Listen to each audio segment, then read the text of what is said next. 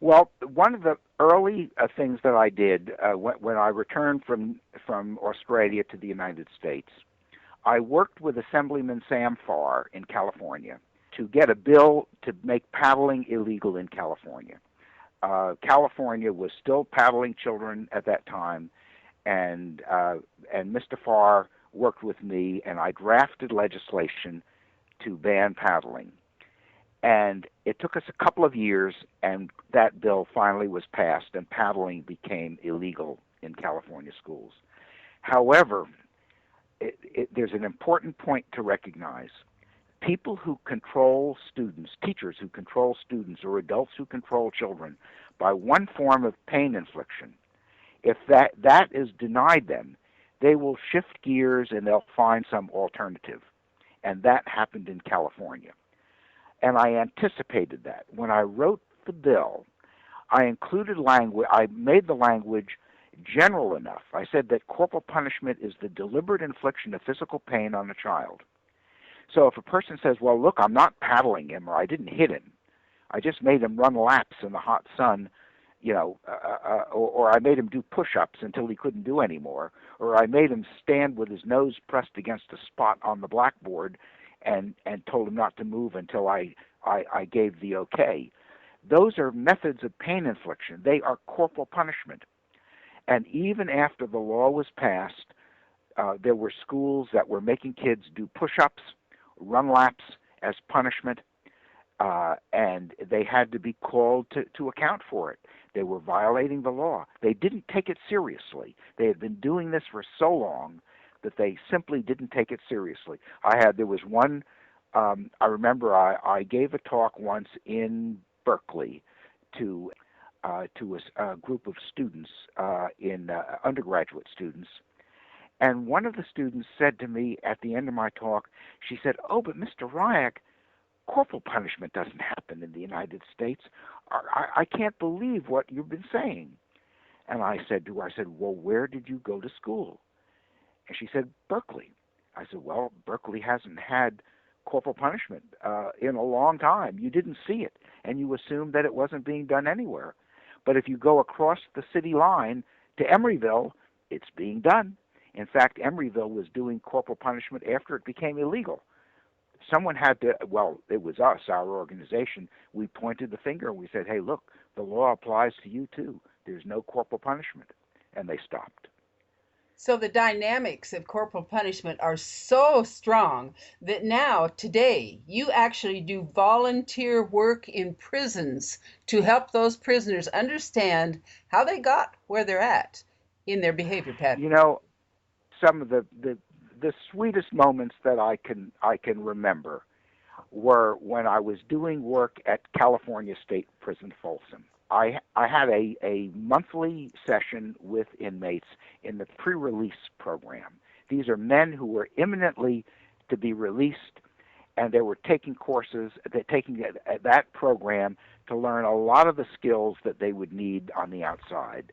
Things like applying for a driver's license, registering to vote, opening a bank account, things that some of these men had never learned. And my role, as I saw it, was to try to get them when they went home to be better fathers than the fathers that they had. And once I had their trust, mind you, inmates are savvy, they're sharp, and you've got to win their trust. And once I had their trust, I did a little experiment, and I did it with every class. And let me describe it to you. I told the men, I said, look, I want you to listen closely to what I'm going to describe, and if this description fits your experience as a child, raise your hand. Listen closely. If you, as a child, knew that your body was your own personal private property, no one had a right to hit you, slap you, belt you, pinch you, punch you, smack you, spank you. Not parents, not grandparents, not babysitters, not older siblings, nobody. You knew that your body was safe. If you grew up in an environment like that, raise your hand. I'd be looking out over a class of men, and they'd be looking at me, and I'd be looking at them, and we're all waiting for a hand to go up. So think of that the next time somebody tells you, well, you've got to spank them when they're little to keep them out of trouble. Don't spank them today and you'll visit them in prison tomorrow. Well, the evidence does not support that logic.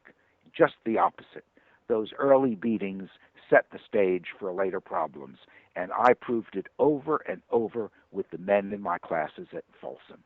I did the same experiment with the women in the women's prison in Chowchilla. Same experiment, same results. In fact, I remember one time when I described, the ideal, if you grew up in a family without hitting, one of the women became so upset she started to weep and collapsed and had to be taken to the infirmary. It brought back such horrible memories, the description that I gave.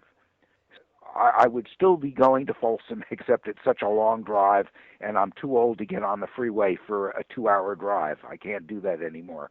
When you ask these prisoners to raise their hand if they had a safe haven for their body, how many hands went up? Yes.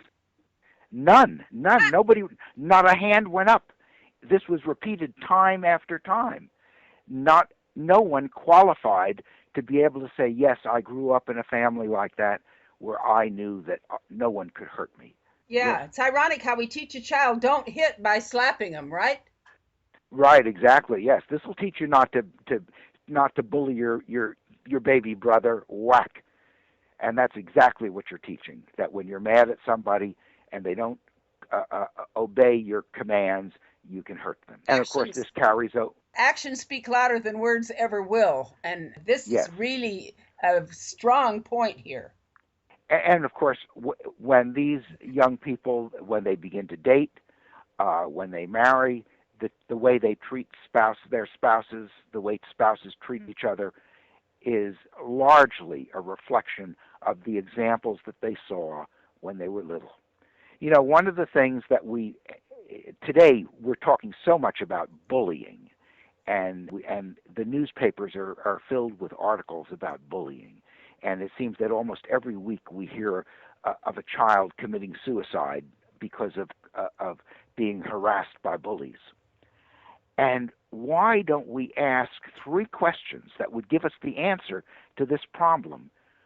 When, where, and from whom the little bullies learn their bad behavior? Those 3 questions. They learn it from the big bullies. They learn it at 3, at 2. They learn it when they're still in diapers. That's when their first lessons in bullying are received. And if we want to make a difference in how they behave when they're old enough to dish it out, we have to make a difference in how they're treated when they're little and defenseless. We actually learn how to behave from the adults around us.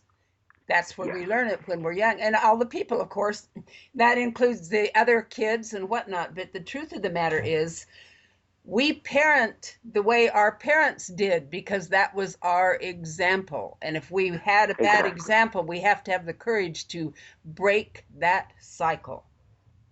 Exactly.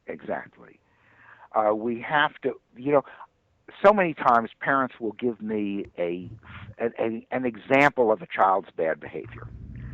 And what they think is just the most horrendous kind of bad behavior, and in their mind, the only answer is a smack, or they'll say a good swift smack, or sometimes it'll be couched in comical language, like a good a whack on the bum, or getting your hide tanned. There's all kinds of comical language that is used to describe hurting children.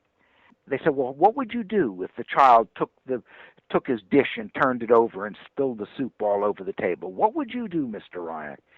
Would you just sit there and smile? That kid needs a good smack. And I get examples like that. And my answer is, maybe it's not always clear to a dedicated spanker, but my answer is essentially this: you have to establish a relationship of trust with your child. They will imitate your behavior. Maybe not immediately, but they will see how you treat them, and that's how they're going to learn to treat others. and you establish a relationship with the child where you model the behavior that you want the child to mimic. And children are mimics. They will take those cues from you. Maybe not immediately. It takes more patience. Nothing takes less patience than smacking somebody who makes you angry. But that doesn't work. In the long run, that causes far more problems than it solves. But you cultivate the child's natural inclination to mimic and to please, and to do what they see, to repeat what they've been exposed to. Tell our listening audience how they can get a hold of you, what your website is. Come to nospank.net. Nospank is one word, nospank.net. You can put the three W's in front, www.nospank.net, and you'll see a massive library on this very subject. The most important thing that I think that you should start with is reading our little booklet, Plain Talk About Spanking. A person with an 8th grade education can read it in about 15 minutes. I have been making those since 1992 and supplying them. Anyone who emails me or calls or writes and asks for a copy, I'll send them a copy of the booklet at no charge. They can also read it on the website. It's called Plain Talk About Spanking, and it's linked from many places on the website. See it, read it. It's got all the messages on this subject done in a way that are easily accessible to someone with high school education. So don't forget that. Plain Talk About Spanking, and I'll happily send you a copy if you want to receive it in the mail. Thank you so much. And I'd like to tell our listening audience that Jordan Riak has made very, very many public presentations that you can discover on his website. He has changed a lot of lives through his dedication to see what was happening in schools where his own children went and how it was affected. He's been a dynamic force in many ways. Jordan Riak is a profound citizen that we're all very proud of. Jordan, thank you so much for joining us and making this presentation. We truly appreciate it. It's been my pleasure. Thank you for joining us, each and every one of you. Without our great listening audience, we wouldn't have the inspiration and the incentive that you have given us to provide this show.